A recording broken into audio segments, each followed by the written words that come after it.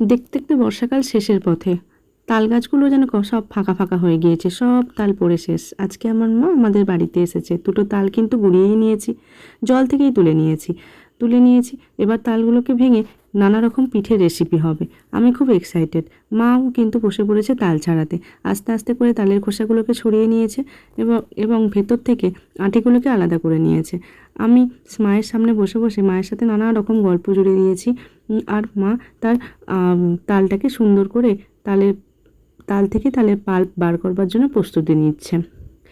এই যে এবার একটুখানি ঠান্ডা জল, কলের জল দিয়ে ভালো করে এটাকে তালের আটিগুলোকে আলাদা আলাদা করে ঘষে নিচ্ছে। এরকম করলে নাকি তালের পাল্পটা খুব সহজে আলগা হয়ে বেরিয়ে আসে, সেজন্য এভাবে করে নেওয়া হচ্ছে। আমি বসে বসে দেখছি। আসলে আমি তো তাল ছাড়াতে পারি না, তাই আমি দেখছি খুব উৎসাহের সাথে দেখছি। আমার বাড়িতে যেহেতু আমি তাল ছাড়াতে পারি না, তাই তাল ছাড়ানোর জন্য অন্য কিছু নেই। এরকম ধরনের একটা বাঁশের চুবড়ি নিয়ে নেওয়া হয়েছে এবং বাঁশের চুবড়ির ওপরে ঘষে ঘষে তালগুলো থেকে তালের যে পাল্পটাকে আলাদা করে নেওয়া হচ্ছে। তোমরাও কি এরকম পদ্ধতি অবলম্বন করো তালের থেকে পাল্প বের করার জন্য? আমি তো করি, মানে আমাদের বাড়িতে তো করা হচ্ছে, আমি করি না, আমাদের বাড়িতে করা হচ্ছে, মা করছে।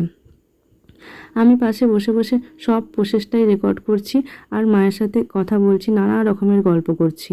অনেক দিন পর মা আমাদের বাড়িতে এসেছে তো তাই।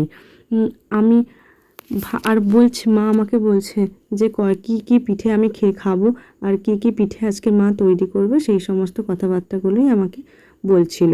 আমিও শুনছিলাম আর দেখছিলাম মা কী সুন্দর তাড়াতাড়ি করে আস্তে আস্তে করে তালের পাল্পগুলোকে সব বার করে দিচ্ছে। এই বর্ষাকাল আসলেই আর গাছের পাশেই যদি তাল গাছ থাকে, কীরকম মনটা তাল তাল করে না?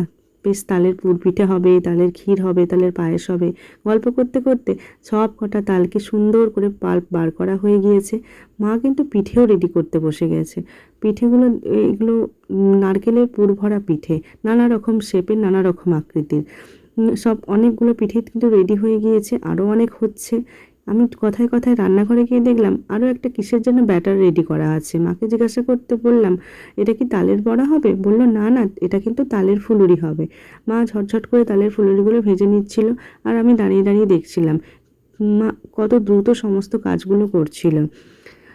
সমস্ত কিছু প্রায় রেডি হয়ে গিয়েছে, আমাকে কিন্তু খেতেও দিয়ে দেওয়া হয়েছে। আমি কিন্তু আর পারছি না, তাই আমি তালের পিঠে সমস্ত একদম যা যা পিঠে হয়েছে সব একটু একটু করে নিয়ে বসে পড়েছি। এইগুলো হয়েছে পুর পিঠে, কী সুন্দর দেখতে হয়েছে। আর নারকেলের এরকমভাবে পুর দেওয়া পিঠে কে কে খেতে ভালোবাসো কমেন্ট করে জানিও কিন্তু। তার সাথে ছিল তালের ফুলুরি, আর একটা জিনিসও ছিল, সেটা হচ্ছে তালের পোড়া পিঠে। সব কটাই কিন্তু আমি একটু একটু করে নিয়ে নিয়েছি টেস্ট করার জন্য। টাটা, এখনকার মতো এখানেই শেষ।